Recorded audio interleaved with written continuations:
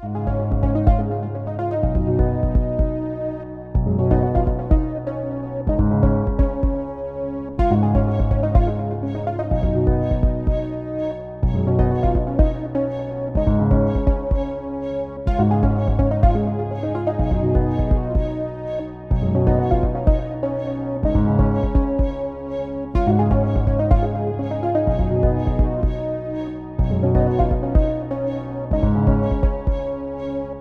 everybody, I'm Monty and I want to welcome you to the Shareholders podcast. Thank you for investing. It is a blessing to be here once again, guys. Glad to be back in my studio. I've been all around and doing things in other folks' spots, but we back here at home and I have an amazing guest with me today.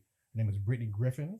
Yes. How are you doing today? I'm well. How are you? I'm good. I want to thank you for coming on. Sight unseen. Don't you already know me good, but you know. Thanks for having me. Yes, and so we are already having a great conversation, just talking before the show. And I told her let's stop. I was like, let's save this. Let's put this all on the show. But so let's just get a little bit of your bio and who you are, if you could, please. Okay, I am Brittany Griffin, born in St. Louis, Missouri. I do have a devotional, which is why I'm here. However, my background, my degree is in accounting. Mm-hmm. I went to the Prairie View A&M University in Prairie View, Texas. Mm-hmm. Right now, I'm working in the accounting field. Just actually got a new promotion. Nice. So, nice. Yeah.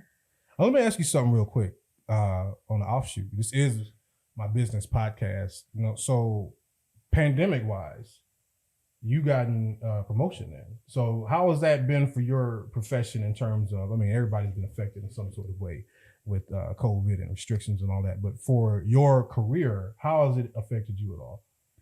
So let's talk about it. Yeah. So April of last year, I was furloughed. I worked for a big corporate company, enterprise. Doing really well. Been there a few years, furloughed. End of April comes, we're released. Wow. But God always works things out. Yes. Because I started a new job with a new company June 15th. So during the whole pandemic, I didn't go without. Yeah. I had not one need that wasn't met. So the pandemic really didn't affect me. It helped me. Wow.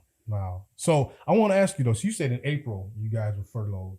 Mm-hmm. Then now, if you guys remember back, well, this might come out early April, but we're taping this kind of mid-March. But everybody's kind of talking about how it's probably been about a year since things really jumped off with the pandemic. And I remember like the NBA shut down, and then all of this. It just kind of all happened around the same time. And I remember that first like 60 days, you know, toilet paper, everybody going crazy, you know what I mean, and we stocking up. I remember my pantry was full of food. And so to be then furloughed within that, I mean, you know, first kind of month, was there any kind, I mean, thank God that he provided, but was it any kind of like, yo, what is going on? Like, cause I know for me, it was just really kind of I wouldn't say I was scared, but it was just something we never really seen before. Like, how did you feel like initially when all this hit like a year ago? So when this hit a year ago, I was actually in LA for a church convention. Wow. They sectioned us off in rooms to limit the amount of people because the hotel had, you know, they had requirements and mandates that they had to meet. Yeah. So I was scared. Changed my flight, got on the first thing smoking back to St. Louis because I couldn't get stuck in LA because I don't have family there. Yeah. So it was frightening. Wow. So you weren't even at home. I wasn't home. I was celebrating my birthday. Oh, my goodness. For the last so many decades, I've always celebrated my birthday at a church conference. This year it was virtual, so I was still able to do it. But, you know, that happened and I instantly got on the phone with Southwest and got out of there. Yeah, I know. Because it was a frightening situation.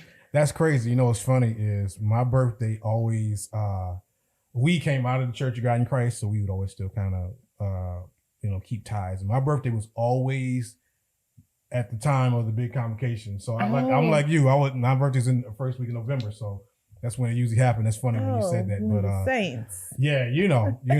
But so man, that's a very interesting perspective because pretty much everybody I knew was at home, but I hadn't really talked to anybody who was literally not where they live and had to deal with all that. So interesting. But like as you said, you were able to transition and get a new job and then prosper. So in your field, which I love to ask people, do you feel like the pandemic, as we kind of are getting better and we're slowly, gradually, do you guys feel like, okay, we might can really get back to where things used to be? Or do you think things will never be how they used to be? Honestly, I don't think things will be where they used to be, but they won't be where we were. Okay. I think the pandemic has opened up the eyes of those high-level owners of corporate companies to realize that there's a different way and a shift is about to happen with everything, from going paperless to doing everything virtually and online. I know, I mentor with an organization back home, the Sophia Project, and we try to do things to make the young ladies interested in our sessions because they're on school Zooms all day. They're all zoomed out. We're all, we have to do it because we have bills to pay, but they don't. But I just think everything is shifting, and I honestly think it's for the better. Yeah, it's funny because I've heard how a lot of corporations that have their people working from home are like, why do we need to rent office space if y'all can do the job? And so a lot of them are just like, we could stay doing it this way, which is something they would have never probably considered before. But yeah, and what was the name of that project again? I want people to The Sophia Project. Sophia Project. Yes. Okay, yeah, look that up. We guys. celebrated our 10-year anniversary this year. So for 10 years, we've been helping young ladies in the St. Louis area just be better. Nice. Yeah. That's outstanding. So guys, Brittany is also on because she is an author. She has wrote a devotional and she has gone through some things to inspire that. You have an amazing testimony and you wrote a devotional about that. So I really want to just give you the floor. Can you take us through what happened? I mean, I'm sure this is a part of your life, but what happened to kind of put you on this road to writing this devotional and what it's about? Absolutely. So in 2017, July 22nd, I was, debating with myself on, should I go to a friend's birthday party or should I just stay home? I decided to stay home. So I went out, grabbed a bite to eat, came home, heard a little rambling at the edge of my driveway. And I looked, and to my surprise, here are two guns coming directly towards me. Wow. And they're like, give me the keys. Oh, okay. And this is at your home? Yeah. Wow. I'm here. You can have them. I mean, I can laugh about it now. I would think it was Kevin Hart laughing at my pain or something like that. Yeah. Though very unfortunate, I still thank God because carjackings all over go so wrong. Yes. You hear about women who are carjacked and they're molested or raped, or they're forced to go to an ATM to pull out money or just anything of the latter. And then, I could have not heard them on the side of my home and I could have gotten my key in my door and they could have knocked me upside my head. Who knows? Yeah. So, though it's unfortunate as it is, I thank God that it happened the way that it did because it could have been much worse. Much worse, yeah. And it would have literally killed my mother to come home to see me on the floor if something were to happen or to just not know. So, I thank God that, and it's going to sound weird, but I thank God that it happened the way that it did because it's allowed me to be in different rooms that I would have never thought to be in because I'm that bashful friend who doesn't like to talk about myself or to talk in front of others about anything related to my personal life. And this is kind of taking me out of that box. And it's like, here you go. Yeah. So. That's, what? It's interesting just when you said that because I remember in the Bible how Joseph his brothers sold him into slavery. Then he got put in prison. But eventually that led to him being over the kingdom. Now he wouldn't have asked for all of that stuff. Like you said, ain't nobody trying to ask to be carjacked. Yeah. But thank God that you survived it and you've now use that, like you said, to put you in some places you might not have ever been before. Yeah, I like to tell people, even though your story or your situation or whatever it is that you're going through isn't the same thing that I went through, but within our community, we don't believe in therapy. Yeah. Some of my best sessions were couch time. Uh-huh. And that's one of the things that I had to do in order to overcome that. I had to see a therapist. Yeah. My god sister Lauren, who introduced us, though she thought I was helping her, but she was helping me because I didn't drive for 6 months. Wow. I didn't want to be at home alone. And she and her daughter were right there. I mean, my mom was there as well, but my mom worked. Yeah. And she worked crazy hours. But, it's just amazing how God works and how all those things come full circle. That is, and it's good to have people, because you don't know what can happen, but to have somebody that you can lean on and depend on, especially in a harrowing situation like that is invaluable. So you then, and I don't want to just skip through your timeline, but somehow through that, you got the idea for a devotional. Yeah. So I wanted to write a book on how I overcame. And at night I would get these ideas and I keep a pen and little sticky notes next to my bed. Yeah, yeah. And then they talked about me so bad. So I would go to my phone in the notes section on my phone. So any idea that would come would just be like, okay, this is it. And then God said no, because people will read your story just to spectate. If you want to tell people and actually help people, you need to take them on your journey. And so one of the things that I had to do was journal through my therapy sessions. So I'd have couch time. And then in my alone time, I had to write. And so with my devotional, I talked to my friend Ari and she was like, well, friend, just do it. And then I talked to my friend DJ and she's like, friend, just do it. And then she had a function at her church and she was like, oh, you're one of my vendors. So your book, it needs to be ready. Oh, wow. And I was like, oh, the one that's in 2 weeks. Yeah. And so it was like, that pushed me. And I'm so glad that they did, because had they not, it still would have probably been an idea, because I didn't think I was worthy enough to share that information or to create something that could help other people. Okay, see now, so two things I got to put a bullet point in one. So first of all, I've talked to a lot of authors, and when they talk about themselves, there's always like a trepidation of, man, do I really want to like have everybody read my business, or like even just, it's not even, what happened to you, it wasn't your fault, it just happened, but it's still kind of like, man, this is personal. Did you feel kind of like, it's one thing for me to journal my stuff just for my own therapy, but putting this out here, do you feel a little nervous doing that? So I did. And so there's a process to it. The devotional, it's entitled Finding My Peace. And so it's 30 days. Each day there's a specific word. And with that word, I provide you 3 scriptures. And so that way I'm not giving you something to read and meditate on. You have to do the work for yourself. Yeah. So I give you what you need, and it's up to you to get out of it what you need to get out of it. Because what you get may be different from what I get. And each reader or writer is different. And so the new journal that has released on my birthday, which is a different one for it, Peace Granted. So we found our peace, right? And so like now peace has been granted. And so I veered away from the scriptures, and there are journal prompts.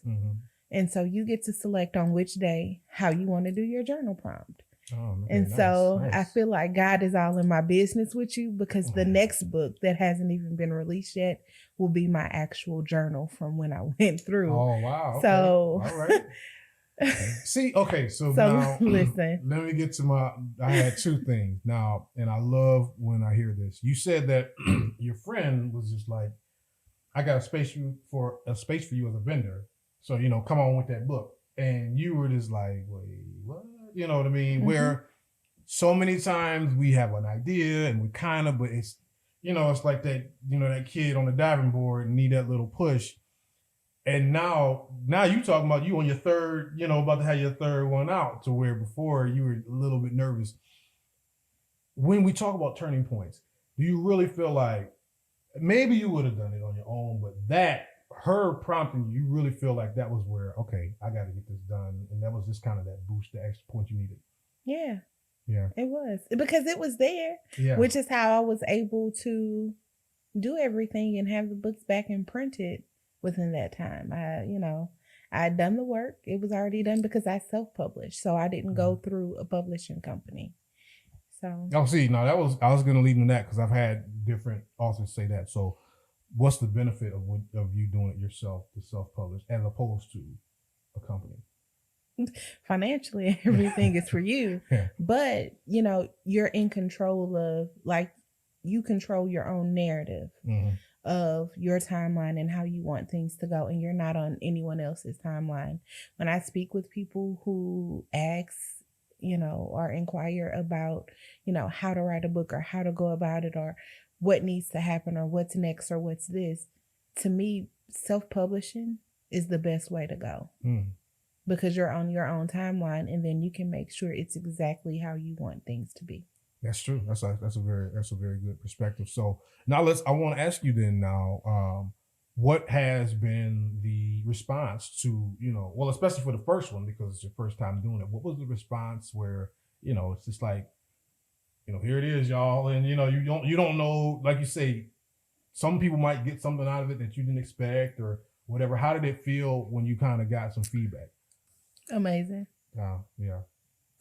And I say that because there's people that have picked up my book and that have done things with it and done the actual work. And I know because they'll take pictures and send it to me.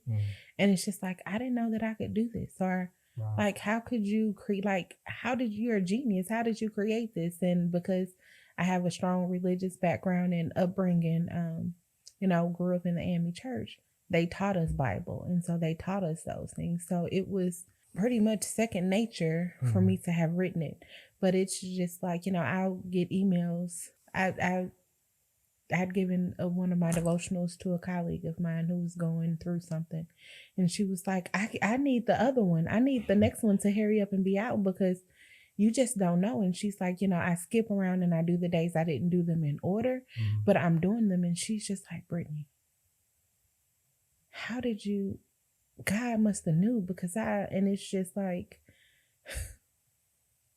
I don't know, but it's an amazing feeling. And I'm fighting tears now because I did it, and well, we did it, me and the help of God. So that, I heard an old church mother once say something and it always stayed with me. She said, if you put your hand in the river, it will make room for you.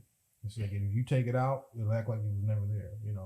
You created something and put it into the world. And had you not created that, not just your blessing, but the people that have been blessed, they would have not had that opportunity. That's why I tell people, just try it. Y'all have heard me say this 1,000 times on this show. Try it and let the world decide. Just write that song, that book, start that company, because you don't know where. You had no idea, it was something that Listen, when I tell you that vendor event was, I would say, the turning point for my inner circle. Ever since then, we've always done our own individual things, but all of us literally, I think it was a God thing because one of our friends, she makes candles. She's up and gone with it. Yeah. Another friend of mine, she does events. She's an event coordinator, but then she launched off and she would make us bath salts for our birthdays. And so now she's like shipping all over the place. And all because, she pushed me, but then I pushed her. So it's always good to have a circle of people that you can push around, and you guys, you can take the turn being that ping pong ball. Yeah. And so I'm grateful for my turn, to be the ball that was bounced around and, pushed to greatness. So. I like that too. Yeah. And that's why they always say, surround yourself with the right people, like you don't ever want to keep being the smartest person in the room. You want to be able to glean something. Okay. Learn that from that. And that's awesome. That's awesome to hear. So my next question, you kind of already hinted to that, because I was going to ask what's next. You have another one now coming out soon that's going to be about just the journal. Yeah, so I'll do that. Hopefully it'll be out by the end of summer, because I want to do some editing to it. Mm-hmm. But yeah, the new book, Peace Granted, A Journey to Overcoming, we work on SMART goals and talk about that within the book, because you found peace, but now you have to set a plan. And some people, it's difficult for them to create that plan. And so I've learned a lot in corporate America. So we're going to take that and use it. So, let's definitely create SMART goals for ourselves. So, man, enjoying this conversation with Brittany Griffin and learning some things as well. I'll tell you what, every time I talk with a person on this show, I learn something. So you told us, accounting, and you were blessed to pandemic and you're keeping your job and all that, but it seems like you kind of have a gift now to this writing thing, and it's something that is kind of really becoming a thing for you. So I want to ask you, where do you really want to go with this? Because it seems like you kind of have a passion for this, maybe more so than your regular 9-to-5, if you will. So here's the thing.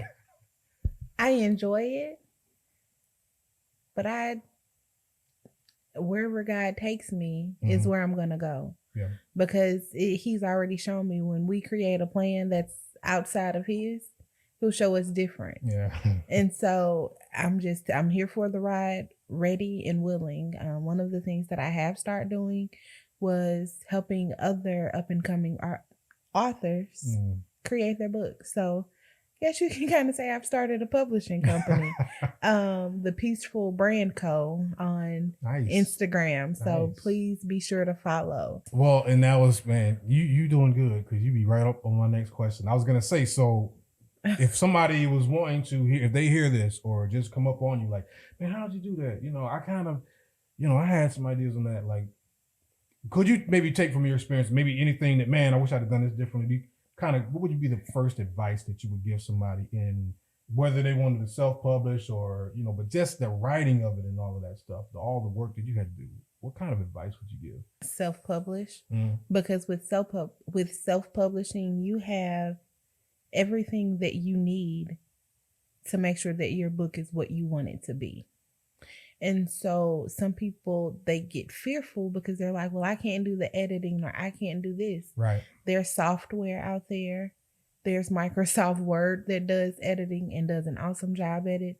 There's just a plethora of free programs now, with everything being on the web, that one could use to do everything. That's true. So when I do my flyers for church, I go straight to a website from my phone. Yeah. So, everything is there. Now I'm not knocking going through a publishing company, because for some people it's just easier. Yeah. But financially, you save more when you do it yourself. And it makes you appreciate your work more. Yeah. If that makes sense. Like, it's your work. And sometimes we don't appreciate our own work. So you appreciate your work more when you do that, because these are all hours that I lost sleep because I was doing this. Yeah. And so I'm gonna get out here and I'm gonna slang this book and we gonna get things taken care of. I know that's right. That's outstanding, man. And I'm telling you guys what, I mean, had Brittany not wrote that first book and did this, I mean, she would not be on this amazing show right now. I'm joking. I mean, no, but you're serious. It could be. I mean, really though. I mean, those are facts. But I want real quick. I just wanted one more question. We were talking downstairs, and you're based in St. Louis. Yes. And we were kind of talking about the fact that sometimes in our hometown, and I know from where I'm from, I can testify to this, you don't always get the support you might think you would get, and you'll actually get it from outside places that might not even know you that well, you know. Yeah. So how's that been for you? It's been amazing. Mm-hmm. Like we were saying, I had people reach out to me to order in bulk, and I'm like, what is that? Oh, okay. You know, it's mind-boggling because it's like, oh, that's me. Yeah. Okay. And then it's, you know, just the joy of actually going through and actually signing each and every copy. Every book that I sell, I hand sign. I don't have a stamp. Nice. I don't have someone who does it for me. I do it. And if it's a person that I may know or a gift to someone, I'll try to add a personal message, but I can't always guarantee it. But you'll have my signature there from the person who actually wrote it. So nice. That's a nice touch. Guys, I have enjoyed my time today. Real quick, just I know you kind of said it throughout, but let everybody know, give your plugs where they can find you, the book, all of that. Absolutely. My book is on my website, Peacefully Bee, BEE, not just Peacefully Bee, but peacefullybee.com. And my Instagram is the Peaceful Brand Co.com. I mean, not .com, but the Peaceful Brand Co. Yeah. Sorry, guys. No, guys, check it out. Check out the devotional. You hear where it was birthed from, and you can see she's a sweet person to talk with. Amazing story.